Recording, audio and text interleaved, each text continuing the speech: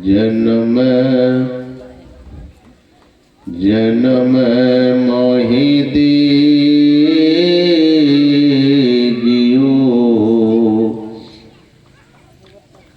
निज चरणन में वास।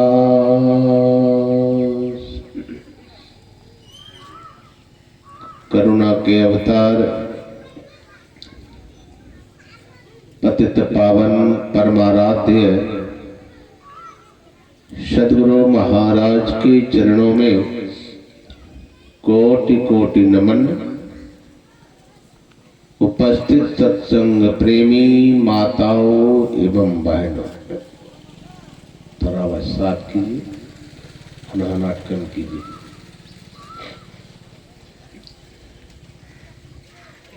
यहाँ 2 दिनों का ठीक है बात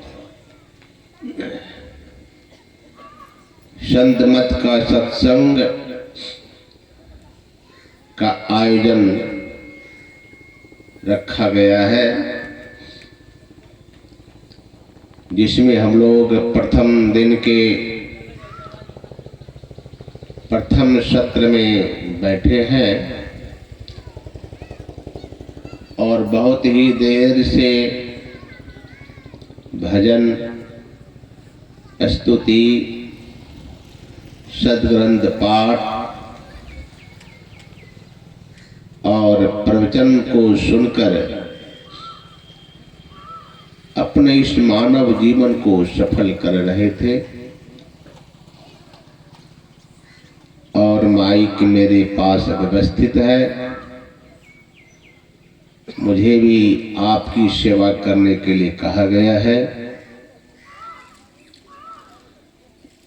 लंबी यात्रा से आने के कारण थोड़ा कुछ स्वास्थ्य गड़बड़ हो चुका है। बनारस में कार्यक्रम था हम लोगों का और वहां से लंबी यात्रा तय करके रात को आए हैं। इसके चलते कुछ स्वास्थ्य में गड़बड़ी आई है। फिर भी मैं आपकी सेवा तो करूंगा ही और आप लोग इसी तरह से शांत चित्त होकर के बैठे रहें। संत मत के सत्संग में जो पाठ होता है वही कहने का आधार होता है। अभी हम लोग ईश्वर के स्वरूप के संबंध में पाठ श्रवण किया है। वह परमात्मा की सत्ता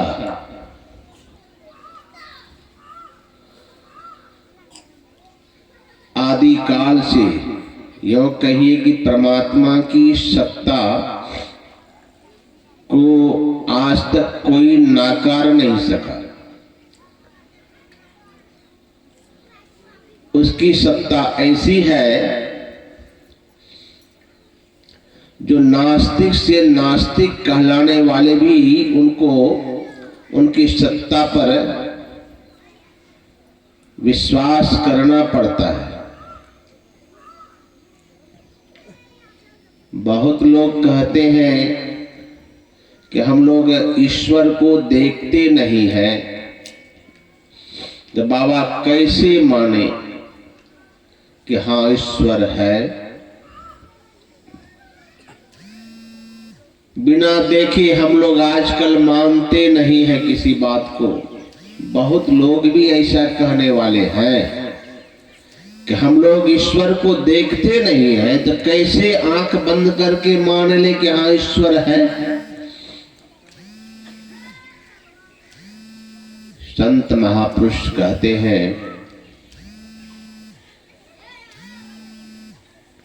ऐसी बात नहीं है कि जिसको हम देखते हैं उसी को ही मानते हैं। बहुत चीज ऐसा है जिसको हम देखते नहीं है फिर भी मान रहे हैं। हम लोग रात्रि में देख रहे थे आकाश में तारे को। रात्रि के समय आकाश में तारे को हम लोग देखते हैं, लेकिन सूर्य का जब उदय होता है तो तारा दिखलाई नहीं पड़ता है। तो क्या कोई ऐसा कह दे कि रात में तारा तो था लेकिन अभी तारा नहीं है? यह बात मानने योग्य नहीं है। तारे रात में भी थे और अभी भी है। तो फिर आकाश के तारे गए कहां जो हम देख नहीं पाते हैं? गाया कहीं नहीं, वो तो जहां का तहां ही है। तो फिर हम देख क्यों नहीं पाते हैं? देखने का कारण क्या कारण है? हमको दिखाई नहीं पड़ता है। तो कारण ये की है कि सूर्य की रोशनी की चकाचौंध इतनी तेज हो गई है कि हम दिन में तारे को देख नहीं पाते। अगर हम लोग भी अगर दिन में तारे को देखना चाहते हैं तो विज्ञान कहता है कि एक दूरबीन होता है जिसके सहारे हम यह भी देख सकते हैं कि दिन में भी आकाश में तारा दिखाई पड़ता है। दिन में भी तारे देख सकते हैं। कब? जब हम एक दूरबीन का सहारा लेंगे।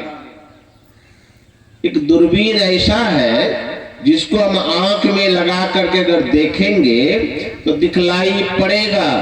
विज्ञान ने सिद्ध किया है नहीं, दिन में भी तारे होते हैं, लेकिन सूर्य के चकाचौंध के कारण, सूर्य की तेज रोशनी के कारण हम दिन में तारे को देख नहीं पाते हैं। लेकिन विज्ञान तो बहुत आगे निकल चुका है। एक ऐसा दूरबीन का आविष्कार किया जिसके सहारे वे दिन में भी तारे को देख लेते हैं।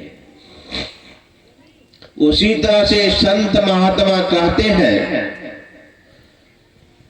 कि ईश्वर है, नहीं है सो बात नहीं, ईश्वर है, सब जगह है। हम आपके सामने भी है, हम आपके पास में भी है, अंग संग हर वक्त रहता। वो हमेशा हम आपके आसपास साथ रहता है। साहब साहब क्या करे साहिब तेरे पास, वो परमात्मा हम आपके पास भी है, लेकिन दिखाई क्यों नहीं पड़ता है भाई? हम आपके सामने भी है, आगे है, पीछे है, दाएं बाएं, अंग प्रत्यंग हर जगह, कण कण में है वो, तो सब जगह है। हम आपके सामने भी है, तो देख क्यों नहीं पाते हैं? तो संत महापुरुष कहते हैं कि देख कैसे सकोगे? देख नहीं पाने का कारण ये की है कि हम आप भी माया के चकाचौंध में पड़े हुए हैं। जब तक माया के चकाचौंध में पड़े रहेंगे तब तक वह परमात्मा दिखाई नहीं पड़ेगा। ये माया का चकाचौंध क्या है? अरे इस इंद्रियों के माध्यम से जो हम देखना चाहते हैं, इसलिए हम परमात्मा को देख नहीं सकते हैं। क्यों? यह माया को ही ग्रहण करती है इंद्रियां, और इंद्रियों के माध्यम से हम देखना चाहते हैं, और यह इंद्रियों के द्वारा परमात्मा का ज्ञान नहीं होता है। तो इस माया की चकाचौंध में हम परमात्मा को देख नहीं पाते हैं, लेकिन इस माया के चकाचौंध में भी हम परमात्मा को देख सकते हैं। कब? जब हमारे गुरु महाराज ने कहा कि एक विंदुता दूरबीन हो। अगर वह दूरबीन प्राप्त हो जाए, उस दूरबीन को हम प्राप्त कर ले। कौन? एक विंदुता दूरबीन। अगर वह दूरबीन प्राप्त हो जाए तो हम आप भी माया की चकाचौंध में भी रह करके हम उस परमात्मा को देख सकते हैं। यही भेद बतलाने वाले सदगुरु होते कि यह एक बिंदुता दूरबीन कैसे प्राप्त होगा, यह दूरबीन मिलेगा कैसे। यह है संतों के पास, संतों के शरण में जाना पड़ेगा। उस दूरबीन को पाने के लिए संतों से यह भेद सीखना पड़ेगा। जब वह दूरबीन प्राप्त हो जाएगा तब हम आपको लगेगा नहीं परमात्मा तो है। इस दूरबीन के सहारे हम देख लेंगे, माया में रह के भी हम देख सकते हैं उस बिंदुता, एक बिंदुता दूरबीन के द्वारा। तो नहीं देखने से ये नहीं समझना चाहिए कि परमात्मा नहीं है, ईश्वर नहीं है। अभी देखिए साउंड सिस्टम चल रहा है, बहुत अच्छा साउंड है, और ऑपरेटर से कहूंगा कि इसी तरह आवाज को बनाए रखिएगा। अभी 2 दिन का तक कार्यक्रम यहाँ चलेगा। साउंड सिस्टम इसी तरह अच्छा रहता है तो बोलने वाले को बहुत आनंद आता है। आवाज तो बहुत अच्छा है और सेटिंग भी बहुत बढ़िया किए हुए हैं। तो हमारे साउंड सिस्टम वाले साउंड चला रहे हैं, किसके द्वारा? तो बिजली के माध्यम से। क्या किया, बिजली का तार ले आए अपने पास, उस तार में से जो बिजली है उसके सारे साउंड सिस्टम चल रहा है। बिजली कट जाए, तार जुड़ा भी रहेगा तो साउंड सिस्टम चलेगा नहीं। लेकिन वही बिजली जिस तार से हम देखते हैं कि गुजर के आया है, उस तार में बिजली है। आपके बगल में बिजली का तार लगा हुआ पूरे खंभे में, देखिए ट्यूब लगा हुआ है, लाइट लगा हुआ है, सारी व्यवस्था है। और उस तार से आपका तार जुड़ा हुआ किसका? लाइट का, ट्यूब लाइट का, साउंड सिस्टम का, सबका तार जुड़ा हुआ, और उसमें बिजली की धारा है। अभी लाइट नहीं जल रहा है, अभी तार सबका खोल दिया गया है। बिजली का तार का जो मेन तार है उससे लाइट का कनेक्शन, ट्यूब लाइट का कनेक्शन अभी खोल दिया गया, तो लाइट जल नहीं रहा है। तो कहेंगे कि लाइट तो जल नहीं रहा है, इसमें तो तार, इस तार में तो बिजली है नहीं। आप इस कहेंगे कि बिजली में कि तार में बिजली है, हम नहीं मानेंगे। क्यों नहीं मानेंगे?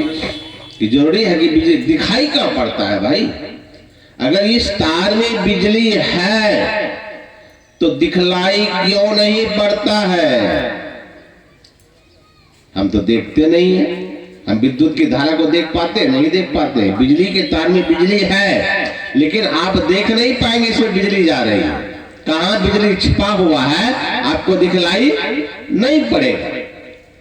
तो यदि पता लगाना हो कि हाँ इस बिजली के तार में बिजली है, अब ऑपरेटर और भी आदमी कहेंगे भाई इस तार में बिजली है, थोड़ा हटके रहो, झटका लगेगा, इसको पकड़ना नहीं। कहेंगे कि नहीं इसमें तार बिजली होती तो हमको दिखाई पड़ता ना। तो कहेंगे नहीं पड़ता है तो क्या फिर भी बिजली है? कहेंगे नहीं हम छू के देखेंगे सही में बिजली है कि नहीं। तो थोड़ा तार को छू के देखिए, पता चल जाएगा कि बिजली है कि नहीं। जैसे बिजली के तार को आप छुएंगे, स्पर्श करेंगे, तो आपको पता चल जाएगा कि बिजली सही में है, बिल्कुल बिजली है, तब जब आप उसका स्पर्श करेंगे। दिखलाई नहीं पड़ता है, लेकिन अगर कहीं बिजली का पावर हाई वोल्टेज रहा, कहीं 33,000 वाला तार में अगर छू लिए, 11,000 को अगर कहीं छू लिए बिजली के तार को, कस के पकड़े रह गए दोनों हाथ से, नहीं बिजली है पकड़ के रखेंगे। तो जैसे अगर जोर का झटका लगेगा, तो अगर ऐसा जोर का 11,000 33,000 वोल्ट वाला तार कहीं अगर एक बार छू के देख लिए, तो परिणाम क्या होगा? आप बिजली होता कैसा है, बिजली सही में था, इसके अंदर बिजली है, यह बताने के लायक भी आप बचेंगे। एक बार स्पर्श करके देख लीजिए, हाई वोल्टेज वाला तार जहां लगा हो कि सही में बिजली है कि नहीं है, बताने लायक नहीं रहेंगे आप। उसी तरह से परमात्मा को जो खोजने गया, जो परमात्मा को पाने के लिए गया, जो परमात्मा को देखने के लिए गया, जो परमात्मा को स्पर्श करने के लिए गया, जो गया साहब को खोजने वो आप ही गया है राय जी। जो कोई परमात्मा को स्पर्श किया, परमात्मा को देखा, वह परमात्मा ही हो गया। फिर बतलाने लायक नहीं रहा कि परमात्मा होता कैसे। क्यों? ये बोलने वाला बतलाने वाला कौन है? यह मुंह, ये इंद्रियां, और वहां इंद्रियां की पहुंच नहीं है, वहां इंद्रियां की पहुंच नहीं है। बखान तो करेगी इंद्रियां, और इंद्रियां की वहां पहुंच है ही नहीं। इसीलिए परमात्मा के बारे में हम कह नहीं सकते हैं। जो उसका अनुभव किया है, जो अनुभव करने गया, उसको स्वाद लगा, उसको पता चला कि परमात्मा कैसा है, ईश्वर कैसा है। लेकिन वह ईश्वर कैसा है, इस वाणी से हम बखान नहीं कर सकते। हमारे संत कबीर साहब ने कहा कि उस ईश्वर के संबंध में हम लोग जो बखान करते हैं, क्या वैसा ही है वो? नहीं नहीं। जस कथ्ये तस होत नहीं, जस है तैसा सोई, कहा सुनत सुख उपजय और परमारथ होय। जैसा वो परमात्मा है वैसा, परमात्मा के बारे में हम कर वैसा वो परमात्मा नहीं है। हमारे गुरु महाराज ने भी कहा, प्रभु वर्णन में आवे नहीं। वो परमात्मा कहने के लायक नहीं, हम कह नहीं सकते हैं। तो हम इस वाणी के द्वारा, इस इंद्रियों के द्वारा हम ना तो परमात्मा का साक्षात्कार कर सकते हैं, ना इसका बखान कर सकते हैं। क्यों?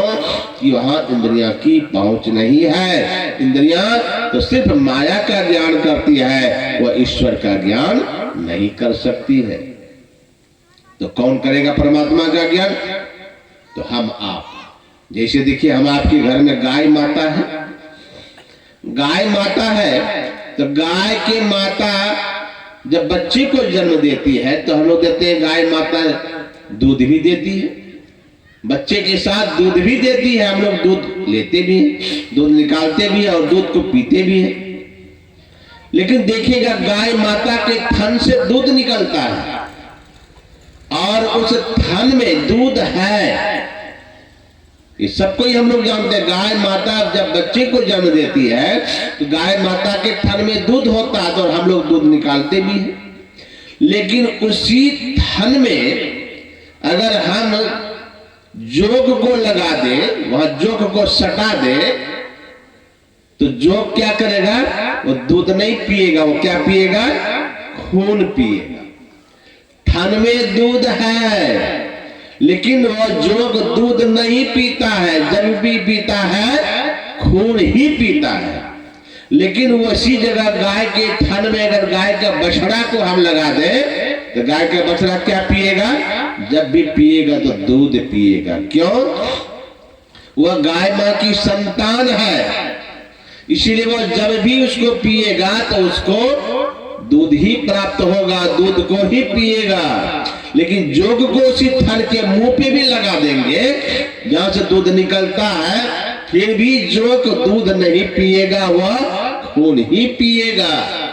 उसी प्रकार इस इंद्रियों के द्वारा जो हम परमात्मा का ज्ञान करना चाहते हैं, यह इंद्रियां जोग है, जो यह माया के मसाले से बना हुआ है। इसीलिए जहां भी हम इनके माध्यम से जाते हैं, जो कुछ भी इसके द्वारा ज्ञान करते हैं, वह माया का ज्ञान होता है। तो हम उस परमात्मा का ज्ञान कैसे करेंगे?